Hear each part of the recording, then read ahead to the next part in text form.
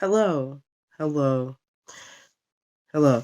Okay, so this video is an update on my life at work slash a video about the differences that Spain offers than the US. Like the things that culturally are different. So for the update, I told you guys last time that I was extremely bored and I was falling asleep in class. And that was very true. That's what was happening. I was falling out of chairs, half asleep. Right?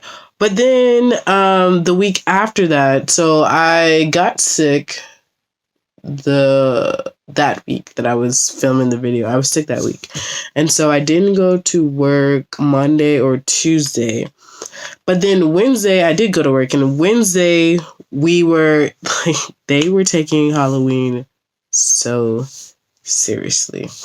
My supervisor was like planning this thing, so she wanted to have this hall of terror, right? And this hall of terror was supposed to be like basically a haunted house, but like a haunted hall.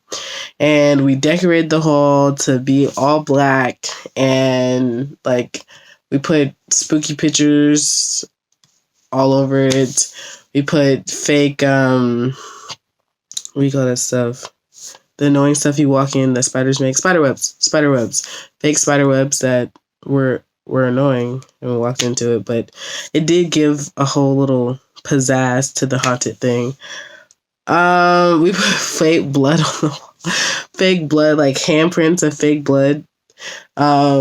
Skulls, like this girl, Emily, my coworker, she drew a skull on the door. So we put something on the door, like a wallpaper basically on the door. Like we taped it, it was all black, but that paper you could draw in chalk on. And Emily made a skull. Now that skull was like, I don't even like skulls, and I was impressed. I was thoroughly impressed. I was like, wow. They wrote things like "help me" in blood on the wall, in the fake blood. So as number one on the differences, like culturally, so Spain didn't really celebrate Halloween. It's, I guess I would say in the last 10 years something they started celebrating. Don't quote me on that, but that's, I believe, what was told to me. But I know for sure that it's pretty recent that they started celebrating Halloween, because in Spain they celebrate the day after Halloween, November 1st, which is called All Hallows Day. Again, don't quote me, but I'm pretty sure that's the name. And that is like what's that movie? With the mask and the boy went to follow his grandpa, who he didn't know was his grandpa. Coco. I think it's Coco. Coco. It was like Coco, like the Day of the Dead, basically, where they celebrate those who died.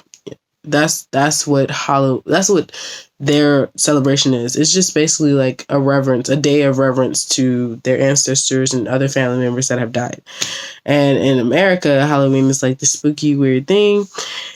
Anyway, they picked it up, and their spooky factor is high, bro. High. First of all, I don't dislike Halloween. I like dressing up. I like costumes. Excuse me. Yeah, so I like costumes, but I like dressing up. But do I like the spooky factor?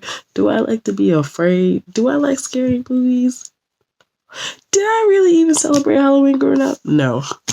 I ain't never been trick-or-treating. So my supervisors asked me, ideas, and I'm like, this is not my area of expertise. But then my mind, I'm like, Tori, but you can give ideas. You know about Halloween.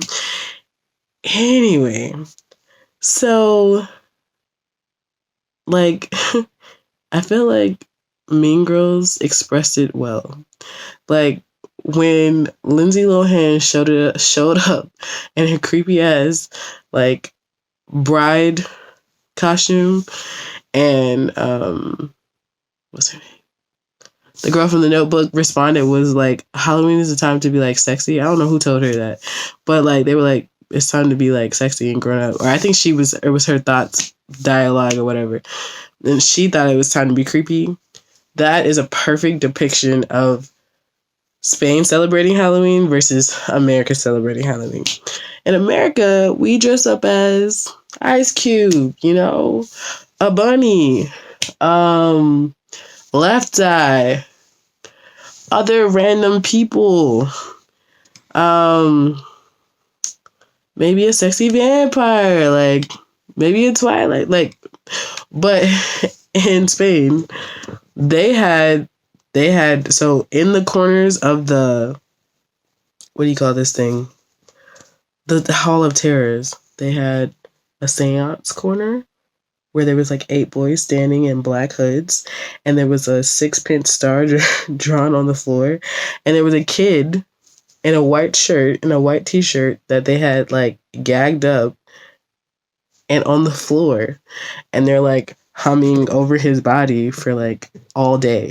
Because what they had was they had each level of the classrooms, each level, like each, so I work at a middle school / high school, so like from 7th to 9th to like 10th grade. And so they had all the young kids go through the hallway class by class. And so we had the older kids acting out different skits as part of the the Hall of Terrors. So the cast I described earlier, they were doing that all day for each class that's coming through, and I was like, and then they had this one girl. She was playing like The Exorcist. So I think, like, I don't know if The Exorcist is like, I think exorcism is a thing where you like pull a demon out. Well, she was a girl who was going through exorcism, or I think, yeah. So, yeah, no, that girl, she deserved the Oscar. She played her ass off. She did so well. It was so creepy and impressive at the same time. So as the kids were walking through the hall, like they had people like reaching over this like wall, like grabbing their hair. They had people jumping out of closets screaming. Honestly, it was entertaining. It was funny. I mean, minus the 6-pence, the demon thing. That wasn't funny, but the rest of it was funny because it was a lot of people was like jumping out screaming. They were like, these kids were like, what? There's this really adorable 6th grader who was walking through, and he was just walking through like this.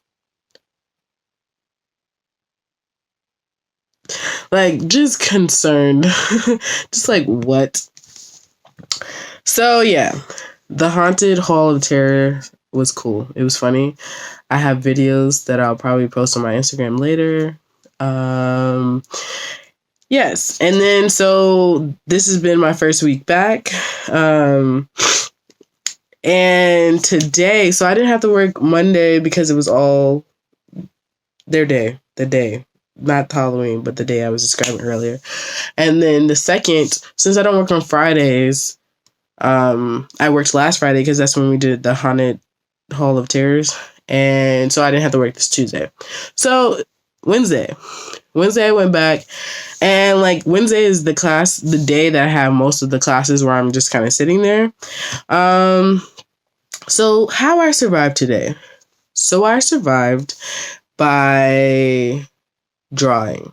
Like, I forgot that I did this. I wouldn't say like I am a proficient artist by any means, but my senior year in college, I was very bored and I was so ready to go.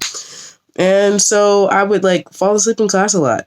And, you know, it's really awkward. I went to a small college. You know, the desks weren't exactly comfortable. You couldn't just like you're almost gonna fall out the chair in itself. So trying to go to sleep in it was just not the greatest.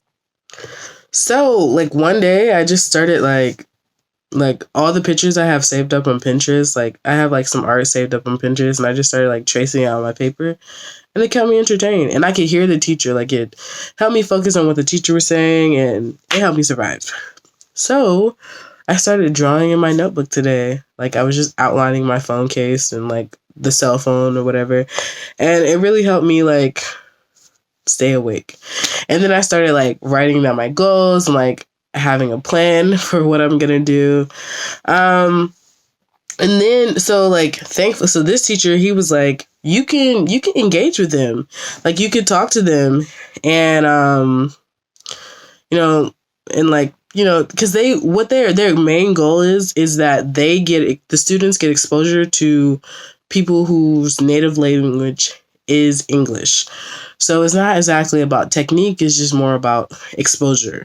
So he was like, yeah, you can go talk to them. But for me, it's awkward because I'm like, but they're doing like, so this is technology class and they have like dimensions that they're like trying to draw. They're trying to draw 3D things.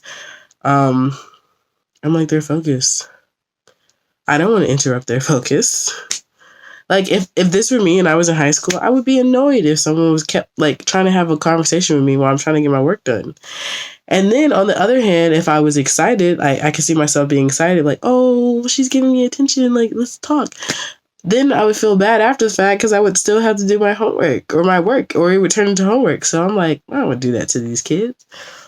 But some of the kids today, like randomly, I'm like drawing in my notebook.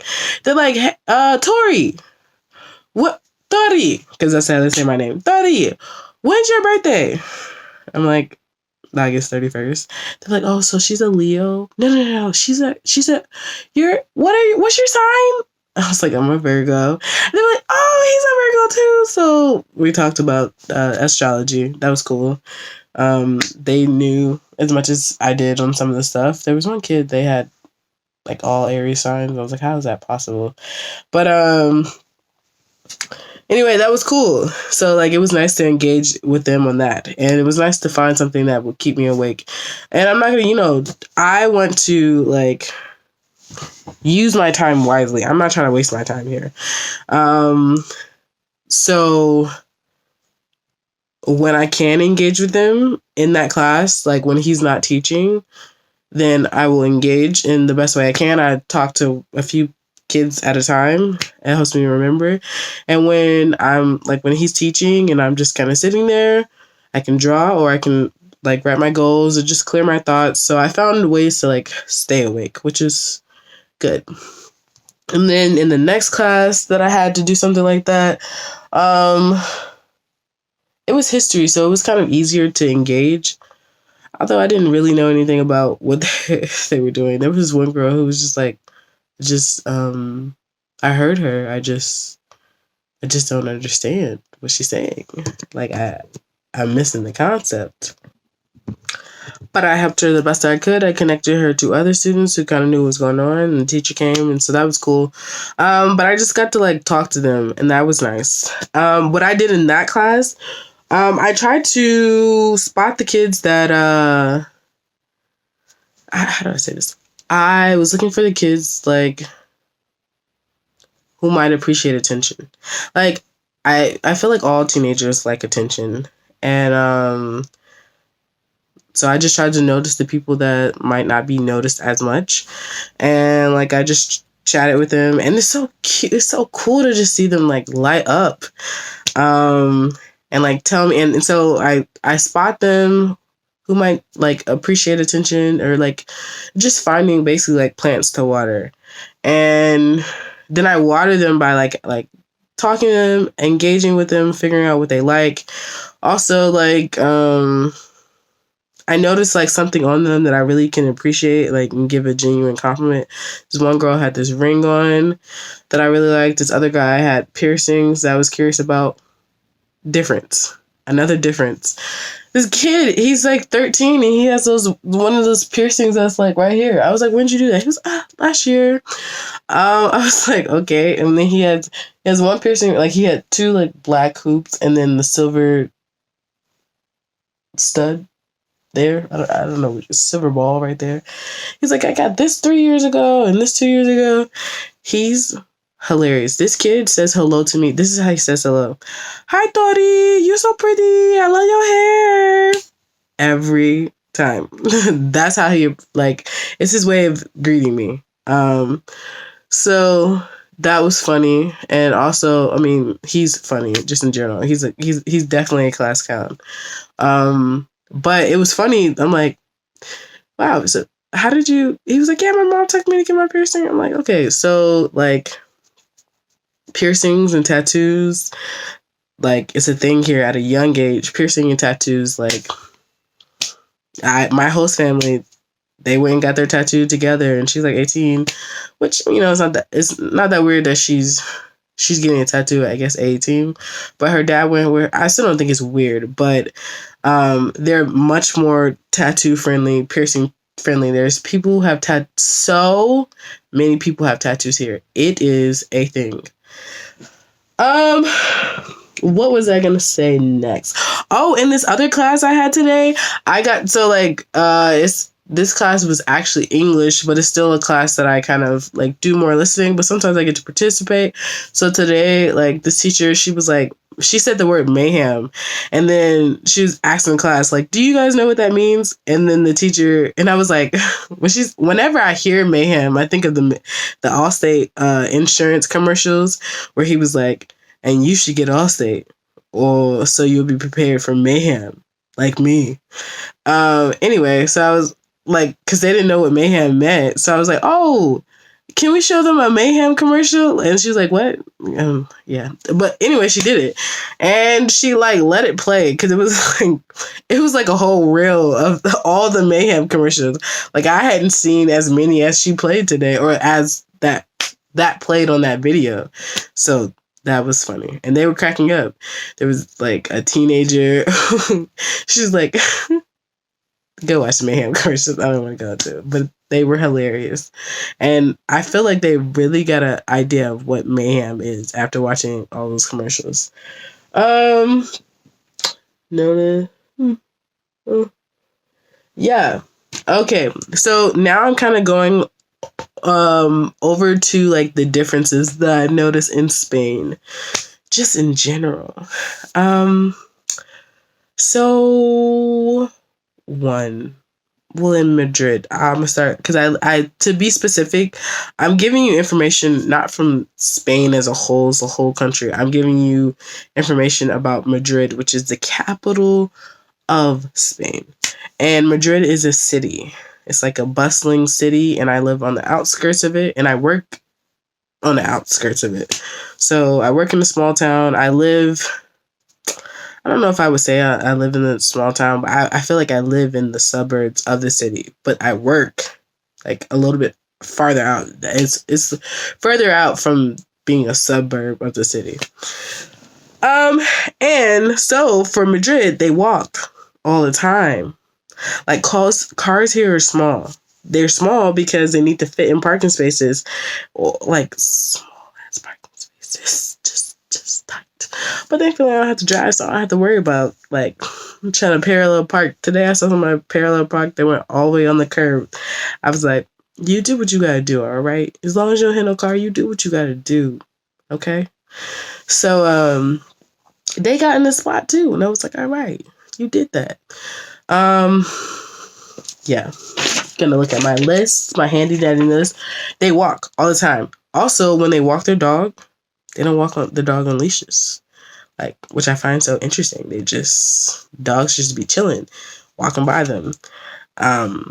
Sometimes I'm like, whose dog is this? But the dog always finds its owner, just returns. I'm like, oh, that was your dog. Something I really wonder about dogs. Why do they always pee on a tree? Or like a fire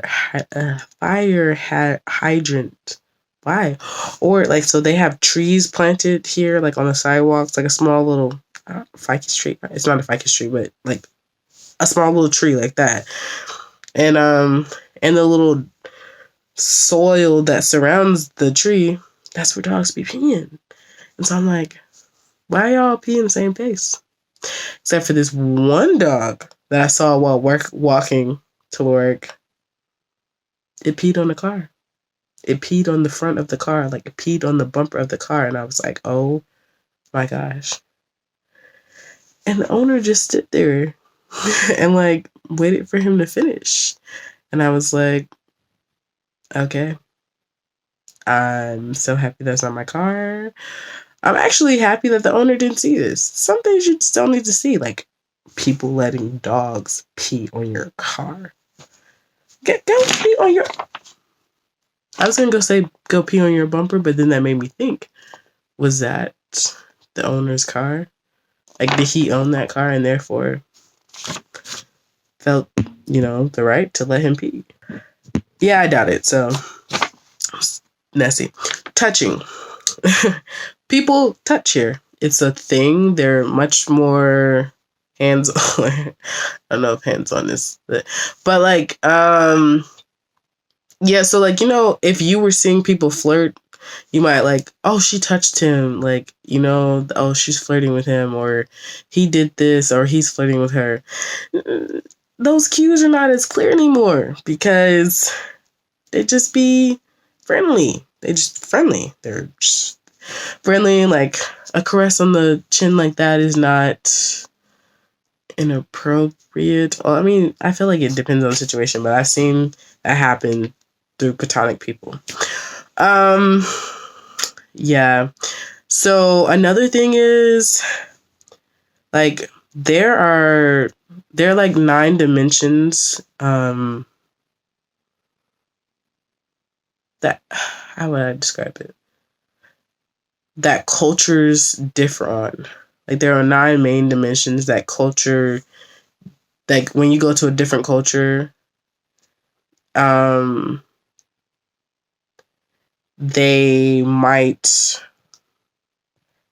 tend to handle these 9 dimensions differently. So time. Different cultures handle time differently. So we call it CP time, right? Like, but that's the actual thing. Like, how Black people handle the concept of time is different than how, I'm just going to blanket it and say, white people handled the concept of time. Like, I saw that clearly when I went on like my mission trip and I went to all these different churches. Like, how Black churches handle time and how white churches handle time. Like, a majority, I'm going to like the majority. Not all white churches do the same thing. Not all Black churches do the same thing. But the majority, white churches handle time a certain way and Black churches handles time a different way. Spain handles time similarly to CP time.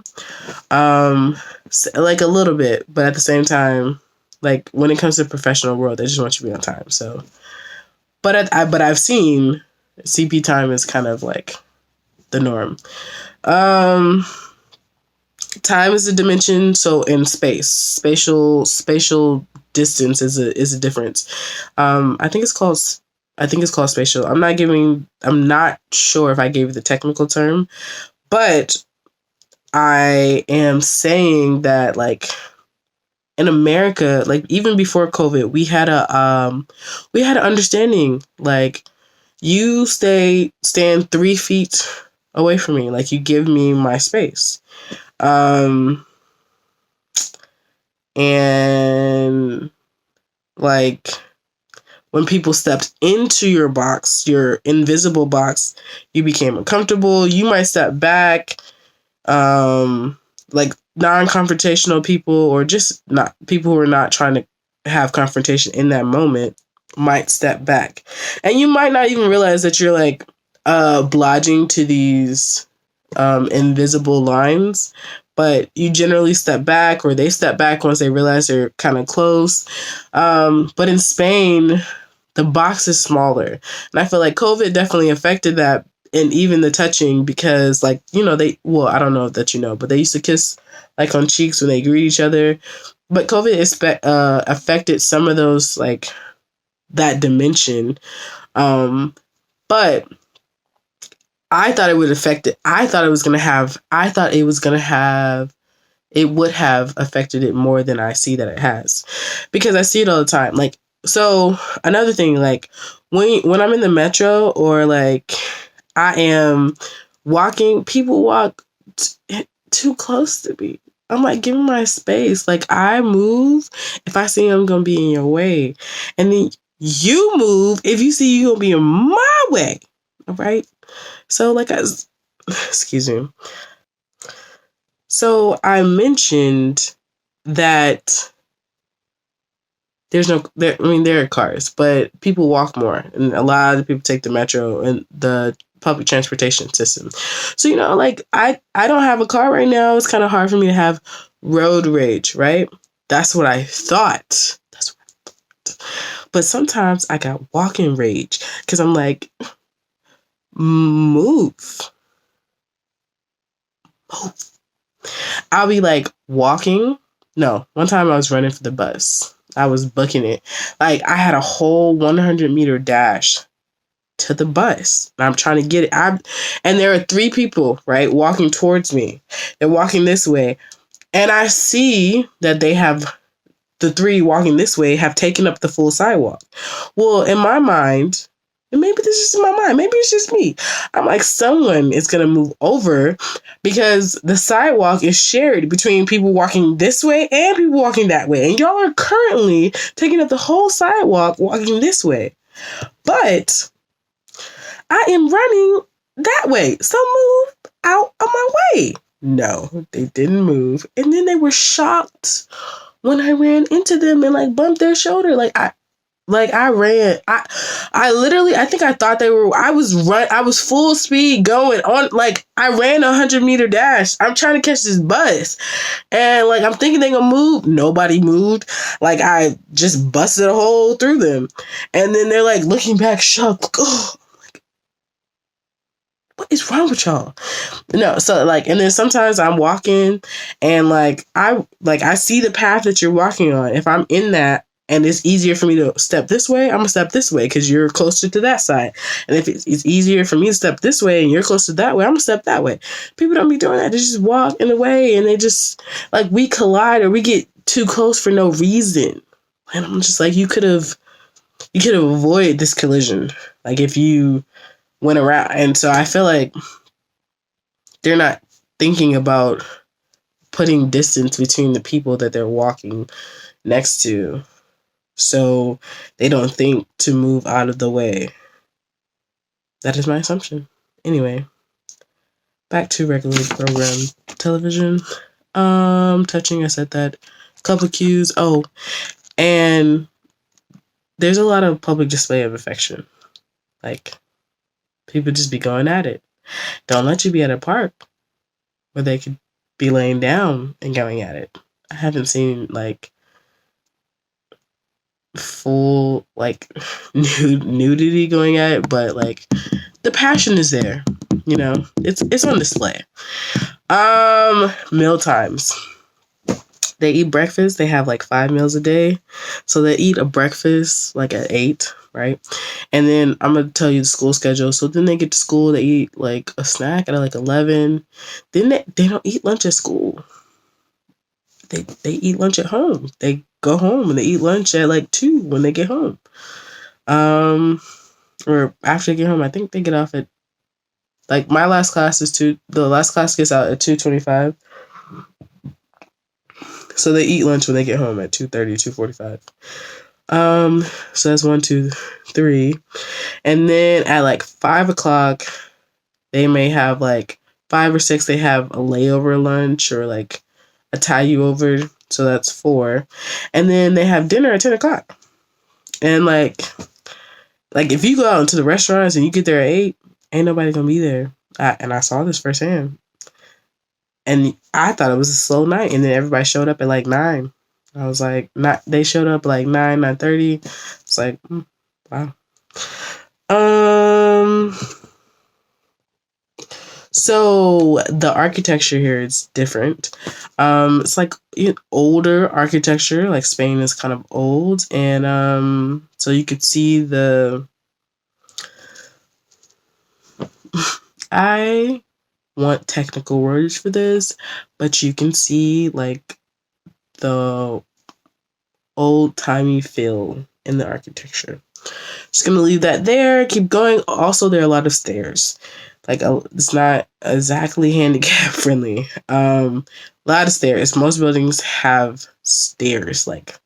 And they do a lot. Like I've seen a lot of buildings with stairs that have an elevator, but it was a thing. Like when I was searching for apartments, like you had to look to see if it said you're like on the third floor, no elevator, or on the fifth floor, elevator.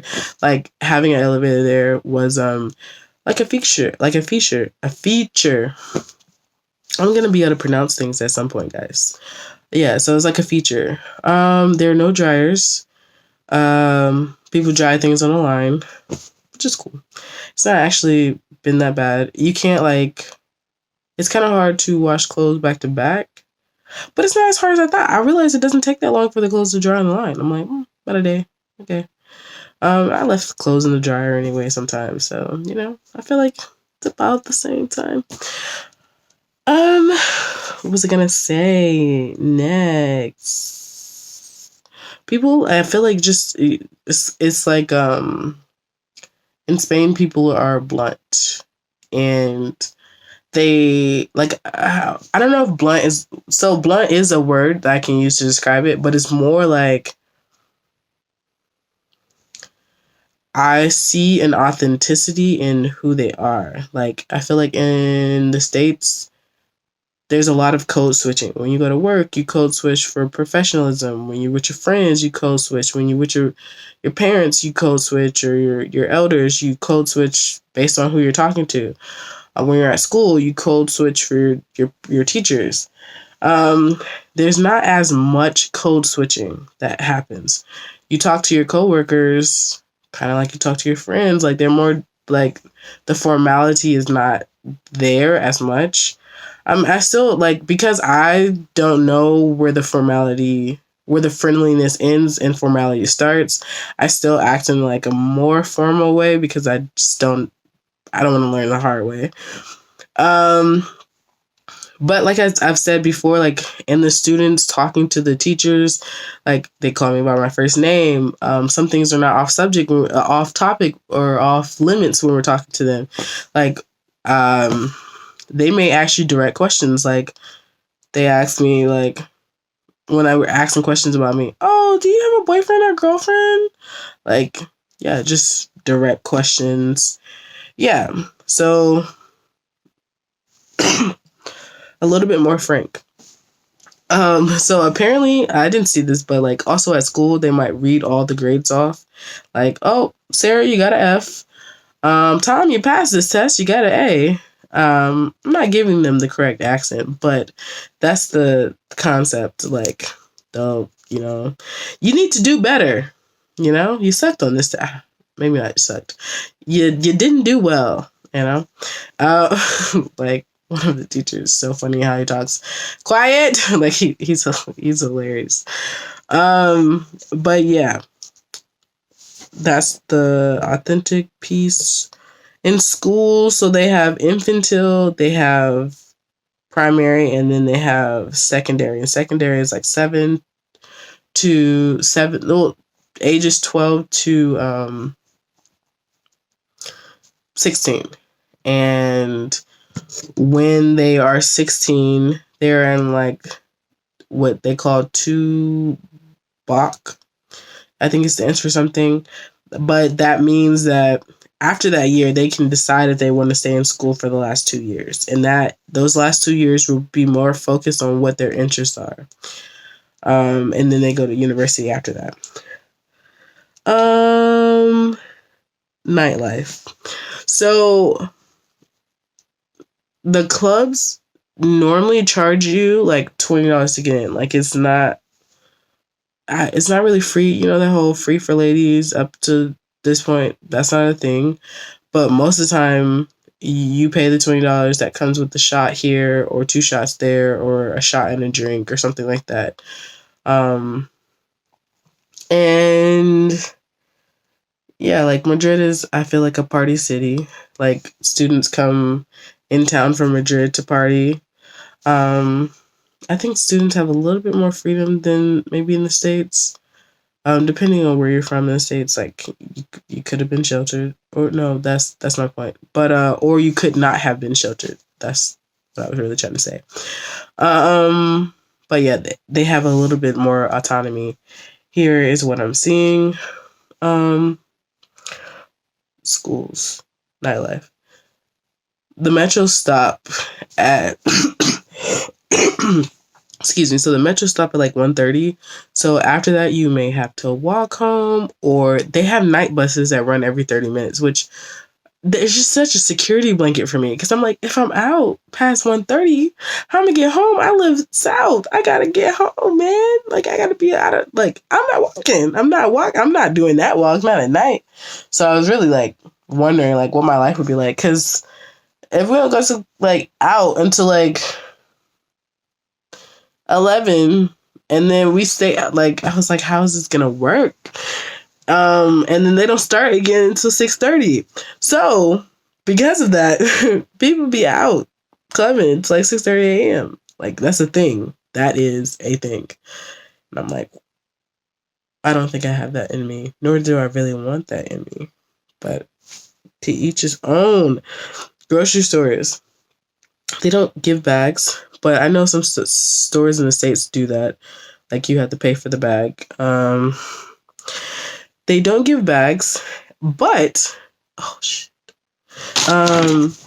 There is like this very, very cool. One second.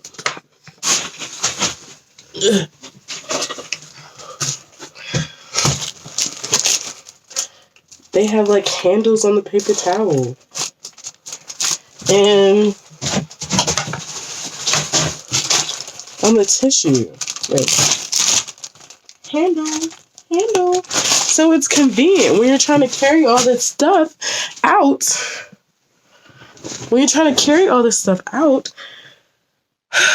You have a handle, even though you don't have a bag. It's just, I love efficiency like that. Other than that, I would say grocery stores are kind of normal. Like, they have different food sometimes, and like different brands, but it's pretty much grocery stores. Apartments. If you know anything about New York apartments, that's kind of what it's like, man. They small, but they make the best out of it. I'm talking about it's another word I don't know if I can pronounce. Ingenuity. I think I said that right. Like, they just got it. They use like bunk beds, so like you'll have a bunk bed and like an office or like a desk underneath. They use their space wisely. I'm just impressed. And like in the city, they know like people just want to live close to the centers, so they party and do all that. So these landlords just bought places and just made it like a dorm. 10 rooms, no living room, 1 bathroom. Not joking, not being dramatic. I got a friend who lives in this situation right now. It's a cool room. I like it. But she does share with 9 other people. And, they have a pretty big kitchen, which is great. Some of these kitchens don't have ovens. I said they use their space. Apparently, they deemed ovens not exactly necessary.